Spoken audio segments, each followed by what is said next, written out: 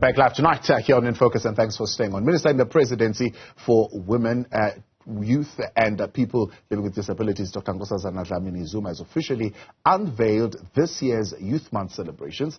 She says one of the key objectives is to see young people, women, children and people with disabilities get more support in their respective endeavours. The Minister joins us to give us some more insight into that. Minister, good evening. Good to have you, and thank you very much for coming on tonight.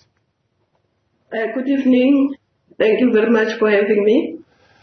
Minister, we are coming out of a rather tough weekend, in a sense that it's three areas that I believe you would want to weigh in on. One, young Palisa, 17-year-old, was laid to rest, dealing with the issue of femicide in the country related to gender-based violence. But it's also just coming off Child Protection Week. She's a child. I mean, hardly finishing her matric, and the impact of protecting our children in the country. And of course, the question of crime, and by no means are we saying it's justifiable by the rate of unemployment, but it's always said that the rate of unemployed youth in the country certainly would have a contribution towards the crime that we are seeing in the country. Now, if you're being open and you're being honest and transparent at your office where you are sitting, what powers, Minister, do you have to be able to deal with these challenges? Let me first say that my condolences to the family. Indeed, this is a sketch that all South Africans should be ashamed of, and it's something that all South Africans should work towards eradication. The department, as a department, doesn't really have powers to stop gender-based violence and femicide. We advocate against it, but it's not only government that must deal with it. Families, citizens, every single person should contribute to fighting gender-based violence and femicide. Yeah. From our side, we can do legislation. For instance, we have a bill in Parliament, which is the council, is establishing a council for gender-based violence and femicide, which is a council that will coordinate the work, because it can't just be government. It will coordinate work, government, private sector, civil society, and all stakeholders. That bill is now in Parliament for the parliamentarians to deal with it, and hopefully soon it will become an law. Yeah. And also, we are working hard to make sure that the national strategy plan is integrated in the district development model, so that the provinces, the municipalities and national work together to implement the national strategic plan. So that's one of the things that we have to do as government and as a department, because as I said, it's not only an issue for government alone. It's for all three spheres, but also for society. But I also think that I attended men's parliament earlier. Men should work harder, because I believe that not all men are perpetrators, but it becomes difficult when men are quiet, because those who are not perpetrators should really be at the forefront of fighting so that those who are perpetrators can see that this is not acceptable. Right. But if those who are not perpetrators are quiet, then those who are perpetrators think everybody's doing it because nobody is saying anything. Yeah. So I think men must also take this very seriously. Yeah. The men across all sectors, the media, everyone should be taking this seriously. And also in our families, as we raise young girls and boys, we should raise them in a way that makes them realize that they should protect each other, they should love each other, they should treat each other with dignity and respect. We should not, even in our families, allow young boys to beat up their sisters, because they'll grow up then thinking that's right. And even families, husband and wife should not be fighting, because in front they shouldn't be fighting for a start. But if you fight, children then who grow up will think, well, that's what is normal. So we should look at this at all levels. In school, the teachers must make sure that boys and girls are treated equally. They are not, boys are not treating girls like, So, Minister, I mean, when I listen to what you're saying, your answer touches, I suppose, on a number of areas which maybe, for example, if you're talking about schools, it's your other colleagues, maybe in education, that would need to intervene. There's an element of other areas of social responsibility. So your other colleagues in the social development area would need to come in. And, of course, the police would need to come in as well, as far as the issue of crime is concerned. Do you think your department, because we've learned recently that some departments in the presidency could be there and all you can do is just literally be a project manager if you don't have any significant powers to make substantial decisions. Do you think your department in particular, because people, when they hear you, a Minister of Women, Youth and People with Disabilities, they expect you really to have a little bit more power in terms of what needs to happen in protecting women. Do you think your department could use a little bit more power?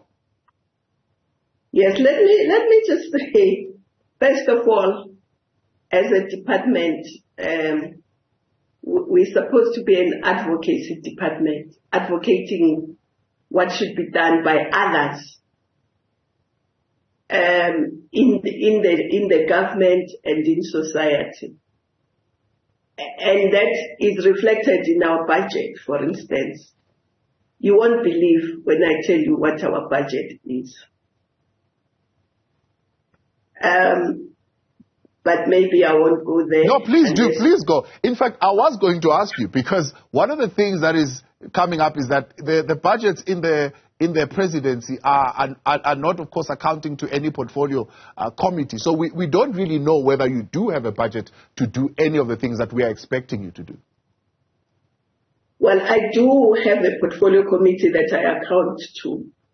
But let me tell you what our budget is. Our budget is 1.03 billion. 700 plus of that goes to NYDA. 97 million of that goes to the 96 to 97 goes to the Gender Commission. And then the 200 plus that remains for us, once we have compensated the employees, we remain with 76 million plus. Sure. Just 76 point something million for the entire department, including traveling to Parliament and everything. So you can see that from just judging from the budget. Sure. But let me then say, having said that, you can see that this department was never meant to do anything much, if that's the budget. Now, but we have decided that we want to have a step change from this situation. I'll tell you what we want to do.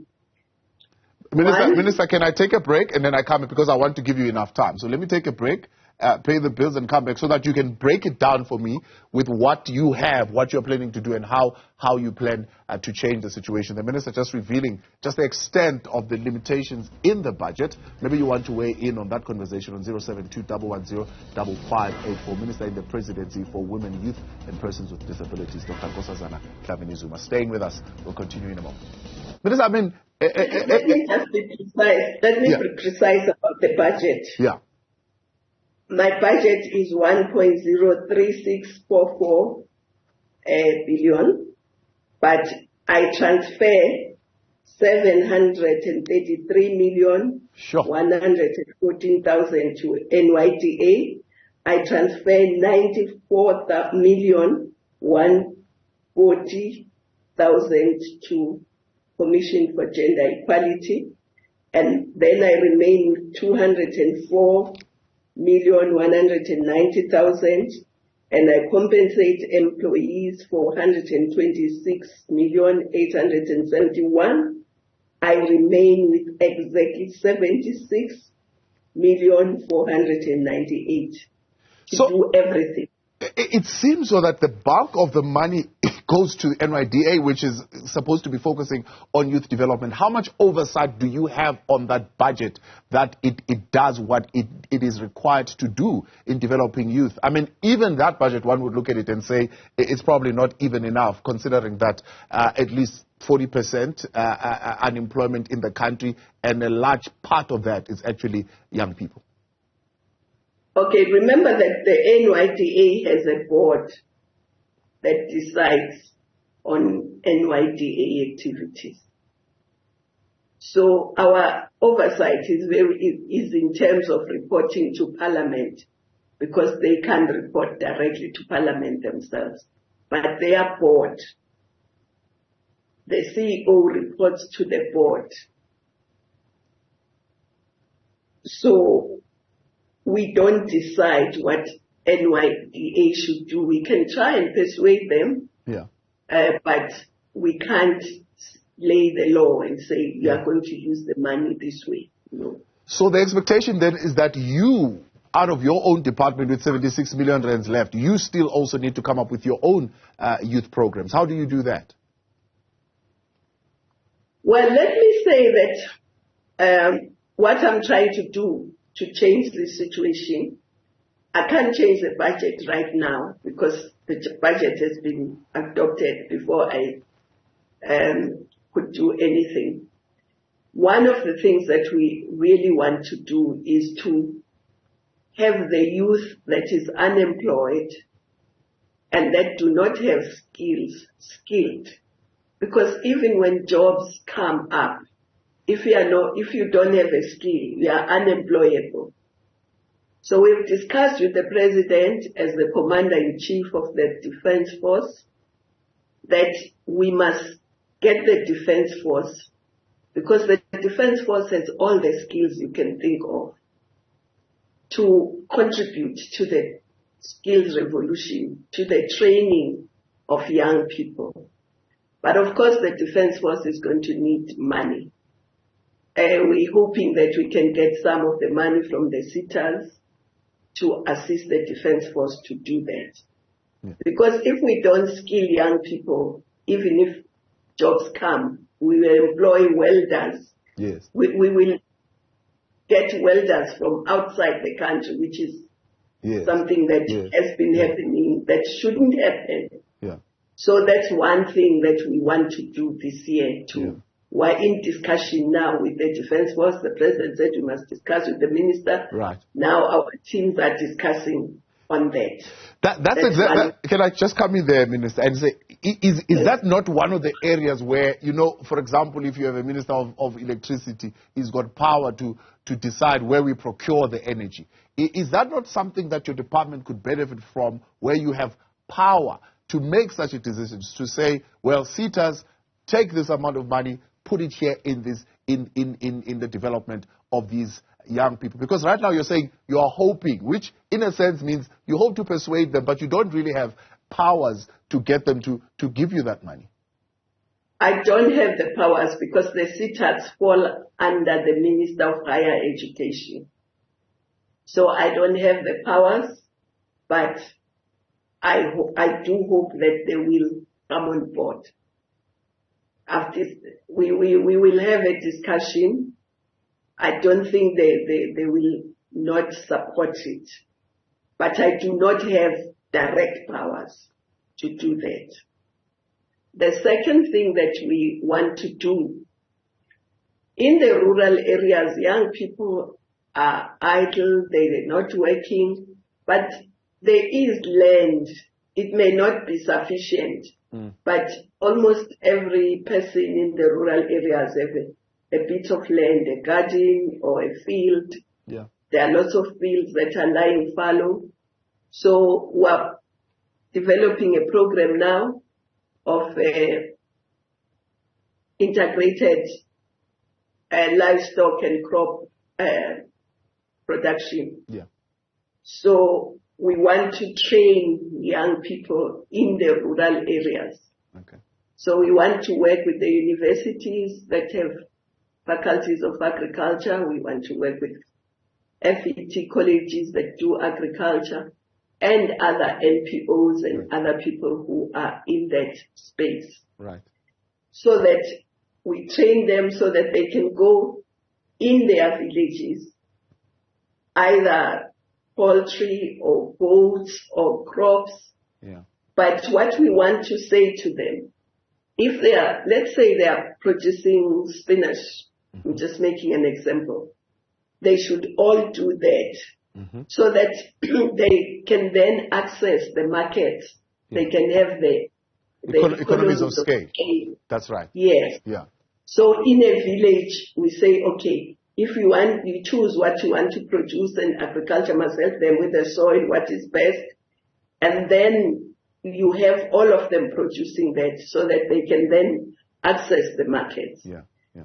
And the same with chickens, goats, and so on. Yes. So we want to do that. Right. And we think that we want to do this in the poorest of districts. Right. We'll identify the 10 poorest districts and we start these projects in those districts. Yeah. And then we are also in discussion with people who are training young people to bake.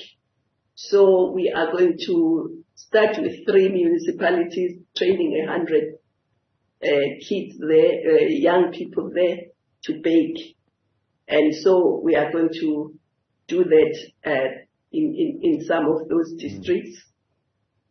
And we also want to start a cooperative bank, because even when people need just small amounts of money to start up something or to assist themselves, they don't have access to finance.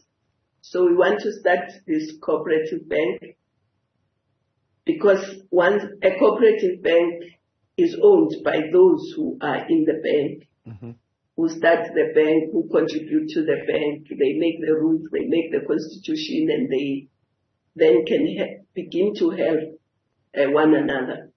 I mean, if you look at economies, even in developed countries, the majority of banks are co-op banks and local banks. Here, where are those banks? They are not there. They are very few. So we want to encourage people to do that. Right. We also want to encourage young people in the creative industry, because there's a lot of talent in South Africa. And we want to work with arts and culture, but also with the private sector to develop that. Look at Nigeria, what they've done with their creative arts. Look at India. Look at Hollywood. Yes. Why can't we ourselves do that? We want to just start small because we are small. Right. We want to get some private funding. We are discussing with some private funders to start just with a recording studio. Okay. So that young people can record their music. Okay. I know in KZN they do have one. Yeah. They do have a recording studio. I hope they can really... We had facilities in the Northwest, Minister, and you will remember them in Mabatu, Bob Studios. Fantastic. I myself recorded at some point, but they are no longer there, and it's a really sad story. That particular aspect was not taken care of. But, Minister, I mean, it's close to about 6 or so projects that you're just counting now, and we know that with the 76 million you are not going to be able to achieve them, and you've already said... No, we're not going to do that, but I believe that money follows the vision. Yeah. How do we hold you accountable? How do we hold you accountable? Because people will say, great, the minister has said this. So operationally, what should we expect your department to do as far as these projects are concerned so that we can call you back and hold you accountable for them? Well, I don't want to receive money in my hands. Yeah. For instance, if let's take the baking. I do not want to receive money, but if say Newzroom Afrika want to support one of those baking projects, we'll tell you what there is accommodation, there is the equipment, and then there is the running cost, which is not a lot. The actual training will be funded by a SETA. So if you want to fund it, you can buy the equipment. You don't have to give us money. You can just buy the equipment and put it there, or whatever you want to fund. So we will not be looking at funds coming to our coffers and then accounting for them. We want people to buy things, to donate things for these projects, because it's true, we can't do them with our 76 million, but we think there is goodwill in South Africa. There are people who can fund these things. And especially if they know that you are not going to take their money and use it for something else. You ask them to actually do what you want to do. You wanted baking equipment, then they give us the baking equipment. And of course, these are things that we want to do outside our budget. We'll account in Parliament for our budget. Right. We'll account for these projects as well if we get donations. Right. But we won't take money. Yeah. We will just ask for donations. So I hope Newzroom Afrika will come on board on one of them. No, we will.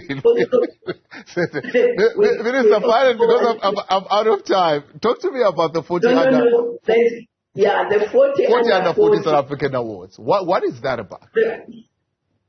That is about recognizing and inspiring young people who are in different sectors, who are doing well, who are striving for excellence in those different sectors. We want to recognize them.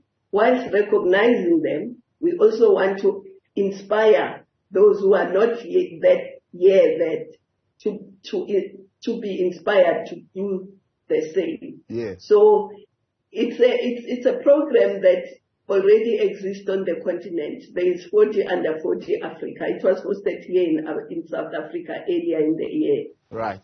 But we want to have a South African chapter where we just have 40 awards for young people who are 40 or under 40. Right.